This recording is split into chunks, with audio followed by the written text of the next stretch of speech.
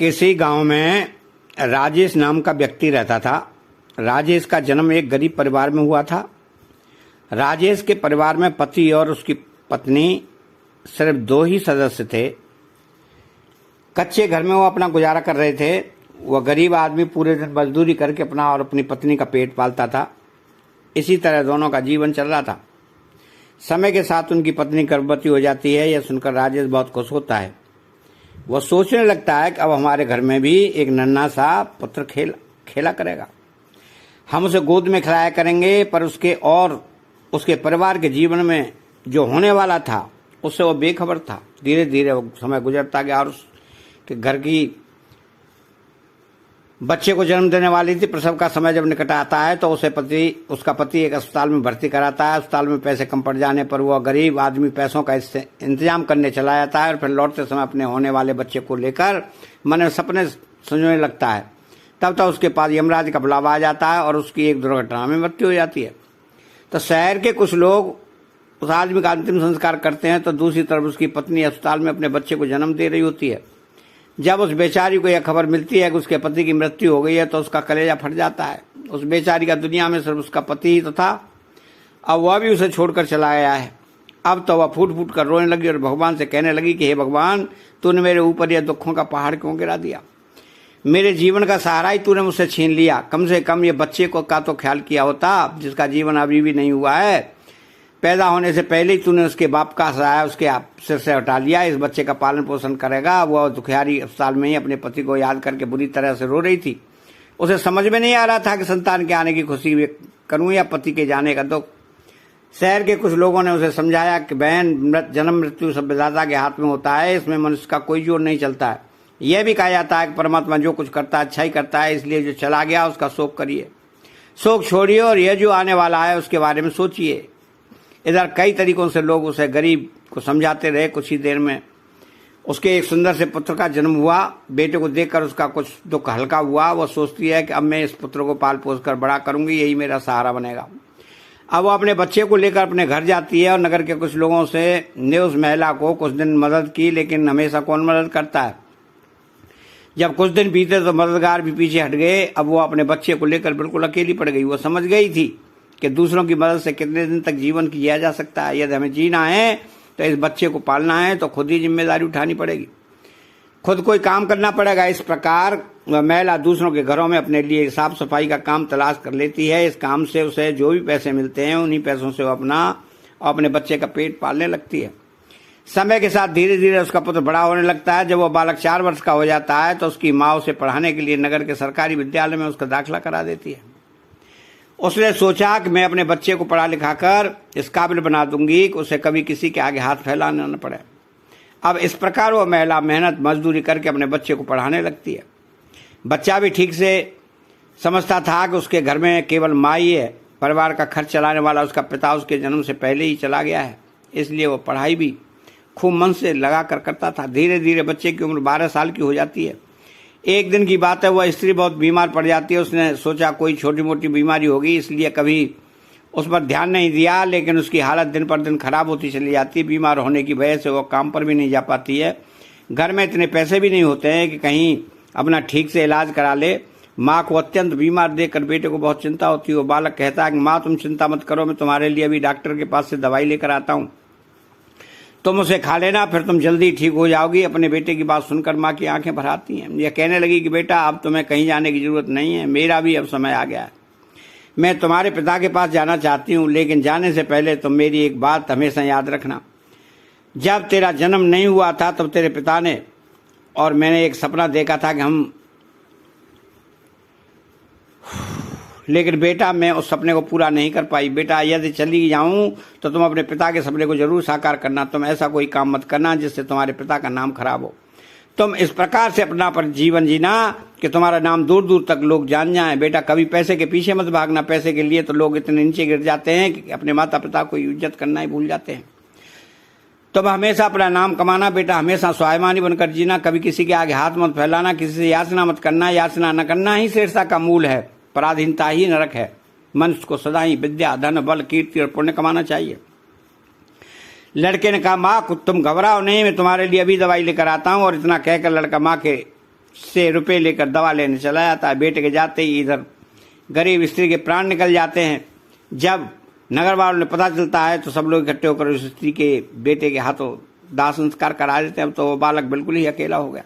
किस्मत भी क्या खेल दिखाती है। अब अपनों की जरूरत होती है तब अकेलेपन की रात में जगाती है। बिना माता पिता का बेटा, ऊपर से उम्र भी ज्यादा नहीं, आखिर जाए तो कहाँ जाए, करे तो क्या करे। दूर से उसके रिश्तेदार भी उन्हें बालक पर ध्यान नहीं दिया। आखिर वह गरीब जो था, लेकिन वह बच्चा अकेले ही अपने जीवन की राह पर चल देता है। उसने अपनी हार नहीं मानी और वह माँ छोड़कर चली गई। उन पैसों के कुछ गुजारा चला। कुछ दिन के बाद वह पैसे खत्म हो गए। घर में भी कुछ नहीं था। अब तो एक ही चारा था कि वह कुछ काम धंधा किया जाए, तभी भोजन की व्यवस्था होगी और तभी स्कूल की फीस भी भरी जाएगी। लड़के को अपनी माँ की बात अच्छी तरह याद थी। उसकी माँ ने कहा था कि बेटा, कितना भी बुरा वक्त आ जाए पर किसी के सामने हाथ मत फैलाना, मेहनत करके ही अपना जीवन यापन करना। लड़के को अपनी माँ की यह बात अच्छी तरह से याद थी, इसलिए वह कभी किसी के सामने भीख नहीं मांगना चाहता था। विद्यालय से आने के बाद वह किसी के खेतों में काम करता, कभी किसी की चाय की दुकान पर काम कर लेता और वहां से कुछ पैसे मिलते अपने विद्यालय की फीस भर देता और उसने खाने पीने की सामग्री खरीद लाता। इस प्रकार छोटी सी आयु में वो बच्चा पढ़ाई भी करता रहा और मजदूरी भी करता रहा। धीरे धीरे कुछ साल ऐसे ही निकल जाते हैं। बच्चा अब अपने कस्बे से निकलकर शहर में पढ़ने लगता है। तब उसकी कापी किताबों का, विद्यालय की फीस का खर्चा बढ़ जाता है। लेकिन उस बालक ने हिम्मत नहीं हारी। रोजाना विद्यालय जाता था। वह जो भी कमाता और उसकी सारी कमाई पढ़ने लिखने में ही लग जाती थी और जो कुछ थोड़ा बहुत बचता था उससे अपना पेट भर लेता था। अगर वह कहीं कोई स्थायी काम करता तो उसकी पढ़ाई छूट जाती और पढ़ाई करता तो पेट भरने के लिए भी कुछ नहीं था। इसलिए साथ ही साथ वह दोनों काम करता था। विद्यालय से आकर वह काम करने चला जाता। एक दिन की बात है कि वह बच्चा विद्यालय से पढ़कर घर वापस लौटा। फिर उसके बाद काम की तलाश में चला गया, लेकिन उस दिन उसे काम नहीं मिला। पूरा दिन निकल गया, हारा थका, शाम को घर आकर सो गया। आज कुछ काम नहीं मिला तो खाना ने कहाँ से खाता। जो पैसे थे उसने वो पहले इस विद्यालय की फीस में भर चुका था। उसकी स्थिति यह थी कि रोज न कमाए रोज खाए। जब उस दिन उसे कोई काम नहीं मिला तो बेचारे को भूखे पेट रहना पड़ा, केवल पानी पीकर सो गया। जब सुबह भूखा ही विद्यालय चला जाता है और विद्यालय की छुट्टी के बाद जब घर आता है तो फिर काम की तलाश में निकल पड़ता है। सोचता है कि कल शाम काम नहीं मिला, लेकिन आज मुझे कोई न कोई काम जरूर मिल जाएगा। लेकिन दुर्भाग्य से उसका पीछा नहीं छोड़ा। उस दिन भी उसे कोई काम नहीं मिला। आज उसे फिर भूखा पेट सोना पड़ा। भूख अब उसे बहुत ज्यादा बेचैन कर रही थी। एक बार तो उसके दिमाग में आ गया कि भूखे पेट तो पढ़ाई भी नहीं हो पाएगी, क्यों ना मैं किसी से कुछ मांग कर ही खा लूं। पर माँ के मरते वक्त उसने कहा था कि बेटा, कभी भीख मांग कर मत खाना, हमेशा कमा कर खाना। लड़का भी बड़ा स्वाभिमानी था, किसी से मांगने की उसकी हिम्मत नहीं हुई। उसने सोचा कि चाहे कुछ भी हो जाए पर भीख मांग कर नहीं खाऊंगा। अगर मैंने भीख मांगना शुरू कर दिया तो लोग मुझे भिखारी कहने लगेंगे। भगवान ने पेट दिया है तो कहीं ना कहीं से भोजन भी देगा। अब लड़का उस दिन भी भूखा रहता है। सुबह जब सोकर उठता है तो भूख के मारे उसे चक्कर आने लगते हैं। उसकी उम्र अभी क्या थी, भूख की मार वो कैसे सह सकता था। कुछ बड़ा होता तो 2-4 दिन काट ही लेता। अब आज वो विद्यालय भी नहीं गया। सोचा आज मैं सुबह से ही काम ढूंढने निकल जाता हूँ, काम मिल जाएगा तो भोजन भी कर लूंगा।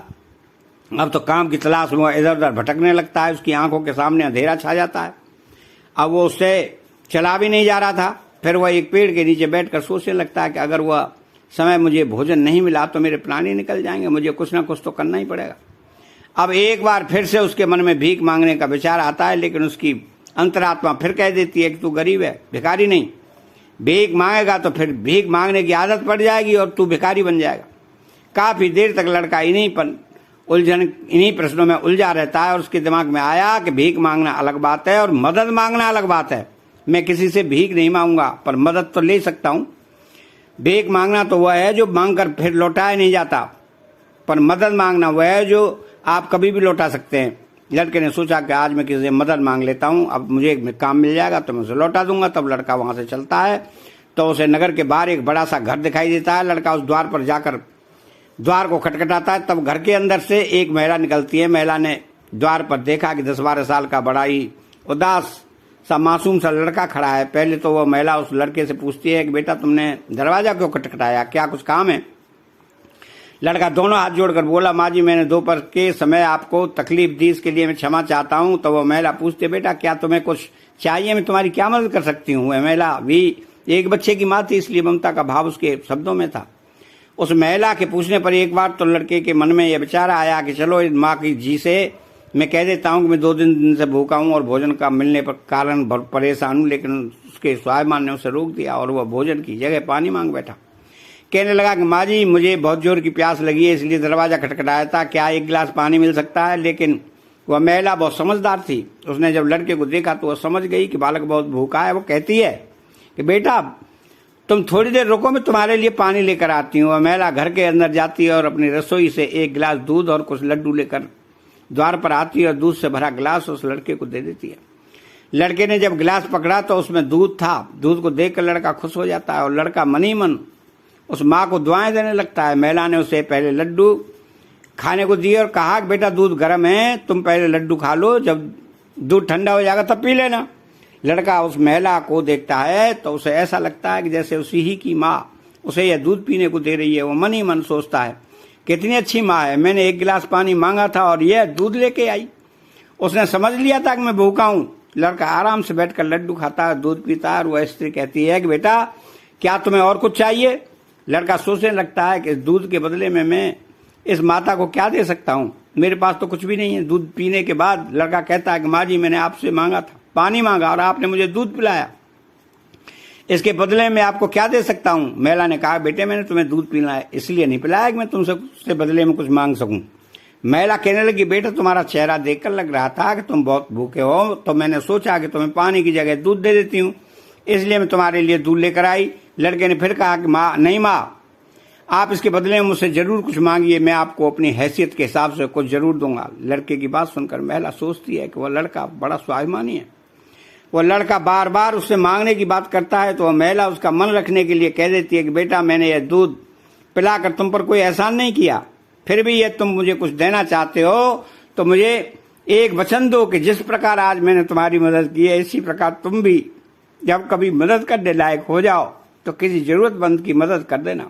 जिस दिन तुम किसी की मदद करते होगे उसी दिन तुम मेरे इस एहसान से मुक्त हो जाओगे। उस महिला ने यह बात इसलिए कही थी ताकि वो लड़का अपने आप को मजबूर ना समझे, खुशी खुशी अपने घर को जा सके। वो लड़का इस बात को अपने दिमाग में बैठा लेता है और उस महिला के पैर छूकर काम की तलाश में आगे को निकल जाता है। और इस प्रकार धीरे धीरे कई दिन बीत जाते हैं। जिस विद्यालय में वो पढ़ता था उसी विद्यालय में उस स्त्री का बेटा भी पढ़ता था जिस स्त्री ने उसे दूध पिलाया था। एक दिन महिला अपने बच्चे को विद्यालय छोड़ने आती है तो उसने देखा कि विद्यालय में वो लड़का भी पढ़ रहा था। वो स्त्री उस लड़के को पहचान लेती है। उसने विद्यालय के मास्टर जी से जाकर पूछा कि यह बालक कौन है, तो मास्टर जी ने उसे बताया कि उस बालक का नाम अनिकेत है और वह बिना माता पिता का बेटा है। छोटी सी आयु में उसके दोनों माता पिता गुजर गए थे। यह जानकर उस महिला को बड़ा दुख होता है और वो पूछती है कि जब इसके माँ बाप नहीं है तो फिर इसकी पढ़ाई का खर्च कौन उठाता है? तब मास्टर साहब बताते हैं कि बहन जी, अनिकेत बहुत ही अच्छा लड़का है, वो अपनी पढ़ाई का खर्च खुद ही उठाता है और पढ़ने में भी इतना तेज है, वो मेहनत मजदूरी करता है और तब जाकर विद्यालय की फीस भरता है। जब उस स्त्री को अनिकेत की स्त्री का पता चलता है तो वह करुणा से भर जाती है। उसका मन करता है कि मैं उस बालक की कुछ मदद करूं जिसका कोई नहीं होता। ऐसे की ही लोगों की मदद करनी चाहिए, तभी भगवान प्रसन्न होते हैं।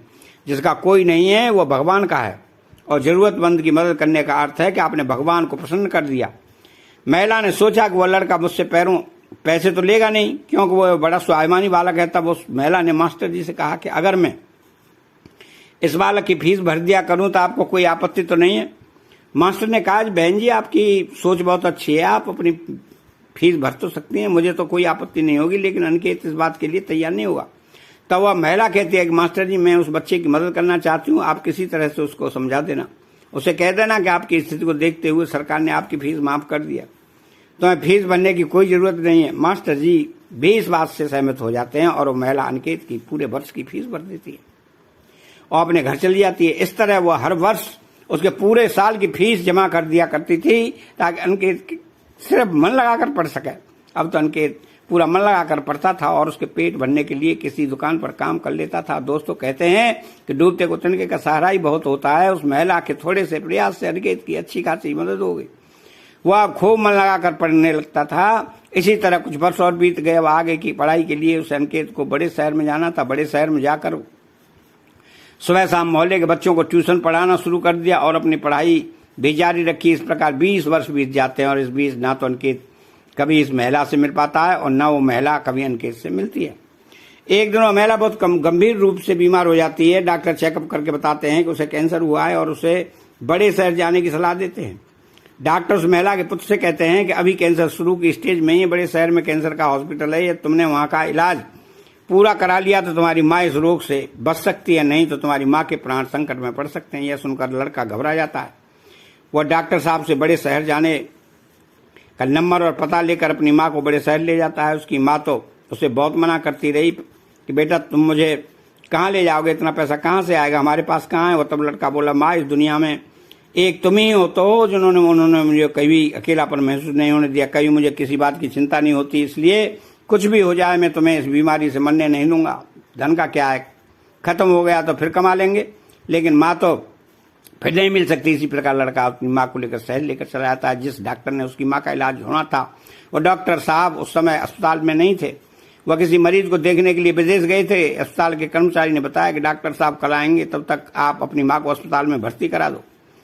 लड़के ने बिना देर किए अपनी माँ को भर्ती करा दिया और डॉक्टर साहब के आने का इंतजार करने लगता है। अगले दिन जब डॉक्टर साहब आते हैं तो वह लड़का अपनी माँ की हालत डॉक्टर साहब को बताता है और डॉक्टर साहब ने भरोसा दिया कि जांच के आधार पर मैं कह सकता हूं कि तुम्हारी माँ ठीक हो जाएगी, मगर इसका इलाज काफी लंबा चलेगा। लड़के ने कहा, डॉक्टर साहब कुछ भी हो जाए मैं अपनी माँ को ठीक करा कर ही घर ले जाऊंगा, चाहे इसके लिए मुझे अपना सब कुछ बेचना पड़े, कितने ही दिन मुझे यहाँ रुकना पड़े। इस प्रकार वहां के डॉक्टर ने उस माँ का इलाज शुरू कर दिया। और दोस्तों, माँ के अनमोल संसार में कुछ भी नहीं है। डॉक्टर साहब को दवाइयां लिखते थे, वह दवाइयां बहुत महंगी आती थी। इस लड़का अपनी माँ के लिए महंगी दवाइयां लेकर आता था। उधर उसका व्यापार अपनी माँ की देख रेख में लगे रहने के कारण और ज्यादा समय दे नहीं पा रहा था कि वह ठंडा पड़ गया। कई दिन तक इलाज होता रहा। धीरे धीरे माँ की आत्म सुधार होने लगा। बेटे के पास जो जमा पूंजी थी वह सब खत्म होने लगी। इधर माँ को जब पता चलता है कि बेटे के पास अब पैसे नहीं है तो माँ कहती है कि बेटा तुम इतनी महंगी दवाइयां क्यों ले रहे हो, कहाँ से डॉक्टर साहब की फीस दो भरोगे, कहाँ से दवाइयों का खर्च उठाओगे, तुम्हारा व्यापार भी बंद हो गया है। तब बेटा कहता है कि माँ तुम चिंता मत करो, मैं तुम्हारा इलाज अपना मकान दुकान सब कुछ बेच कर कराऊंगा। माँ भी बेटे को जिद करके आगे बेबस हो जाती है। वह लड़का अपनी माँ का इलाज निरंतर जारी रखता है। धीरे धीरे 1 महीना बीत जाता है, लेकिन जो वहां पर जब एक बड़ी विचित्र सी घटना होती है कि अस्पताल की जो सबसे बड़ा डॉक्टर था वह जब उस लड़के की माँ से मिलने आता है तो काफी देर तक माँ के पास बैठकर बातें किया करता था। ये देखकर माँ को भी बड़ा अच्छा लगता था और वह सोचती थी कि अजीब डॉक्टर है, इतना बड़ा डॉक्टर होकर भी इसके पास कुछ बिल्कुल भी फुर्सत नहीं है, वह मुझसे बात करने के लिए इतना समय कैसे निकाल लेता है। दोस्तों, इस प्रकार कई दिन बीत जाते हैं। एक दिन वह लड़का डॉक्टर के पास जाता है और डॉक्टर साहब से पूछता है कि डॉक्टर साहब अभी मेरी माँ का इलाज कितने दिन और चलेगा। डॉक्टर साहब उसे सारी बात बताते हैं कि भाई आप चिंता मत करो, आपकी माँ पूरी तरह से स्वस्थ हो चुकी है। मैं भी संतुष्टि के लिए एक बार जांच और करा लेता हूँ। उस जांच की रिपोर्ट आ जाने के बाद 2 दिन तो फिर अपनी माँ को तुम अपने पास ले जा सकते हो। अब तो उस माँ का बेटा रिपोर्ट आने का इंतजार करने लगता है। 2 दिन के बाद रिपोर्ट आ जाती है। जब रिपोर्ट आती है तो लड़का फिर डॉक्टर से मिलने चला आता है, पूछता है डॉक्टर साहब क्या मेरी माँ अब ठीक हो गई, कोई खतरे वाली बात तो नहीं है। तब डॉक्टर साहब कहते हैं कि भाई चिंता मत करो, रिपोर्ट अच्छी आई है, तुम्हारी माँ पूरी तरह से ठीक हो गई है, अब आप इन्हें अपने घर ले जा सकते हैं।